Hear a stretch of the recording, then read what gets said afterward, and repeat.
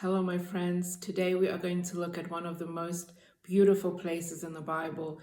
We're going to see what happened on one evening in a house in Bethany as they were honoring Jesus after he had raised Lazarus from the dead. We are in chapter 12 of the book of John, and so let's begin. Then, 6 days before the Passover, Jesus came to Bethany where Lazarus was, who had been dead, whom he had raised from the dead. There they made him a supper, and Martha served. But Lazarus was one of those who sat at the table with him. Then Mary took a pound of very costly oil of spikenard, anointed the feet of Jesus, and wiped his feet with her hair. And the house was filled with the fragrance of the oil.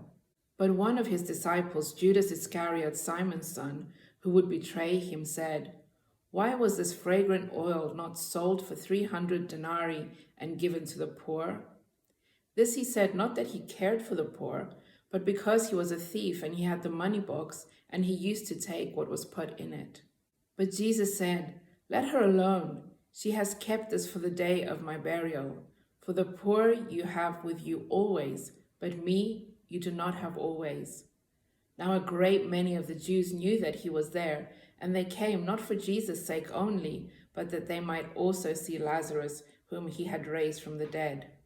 But the chief priests plotted to put Lazarus to death also, because on account of him many of the Jews went away and believed in Jesus. Today, I want to focus more on the sacrifice of Mary. As we read the story now, we might feel what a beautiful thing that she did. But actually, if we look at the story in context of the culture that she was in at the time, we can see that what she did was a great act of sacrifice. In those days when a feast was held, a woman would normally be in the kitchen preparing the meal, like it tells us that Martha was doing. But here we see Mary walk into the room and do something that nobody was expecting. She would have most likely walked into a room that was full of the men sitting at the table, and it tells us that she takes a pound of this very costly perfume, spikenard, and she pours it over the feet of Jesus. Now, what is spikenard? Spikenard is a highly expensive perfume that was a bit like an investment, a bit like buying gold or putting things away for your dowry or for your life with your future husband. In today's measurements, a pound is about 340 grams. So if we're trying to imagine what quantity of liquid this perfume was, we can just think of a small tin of a fizzy drink that has about 330 mils, I think, of liquid in it. So this is the quantity that she poured over Jesus's feet.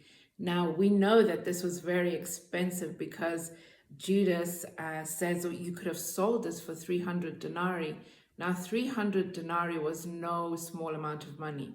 It was about the equivalent of a whole year's salary. This was her investment. This was her dowry. This was for her future life ahead. But her sacrifice doesn't stop there. It tells us that she takes her hair and she wipes his feet.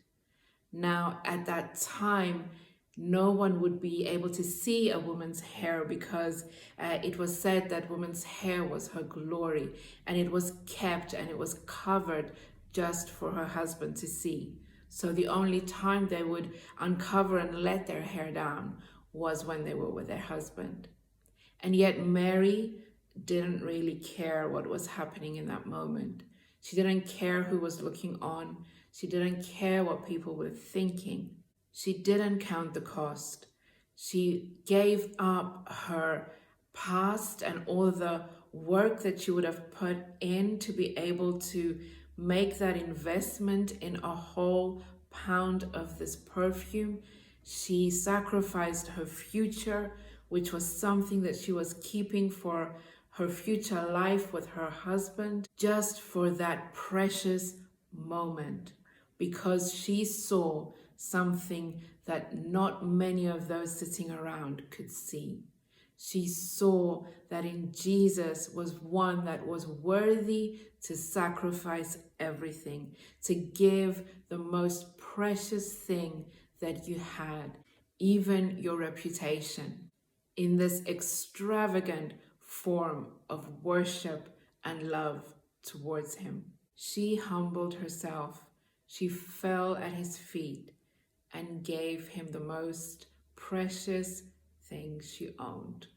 From Judas's response, we see that many probably didn't understand what she was doing.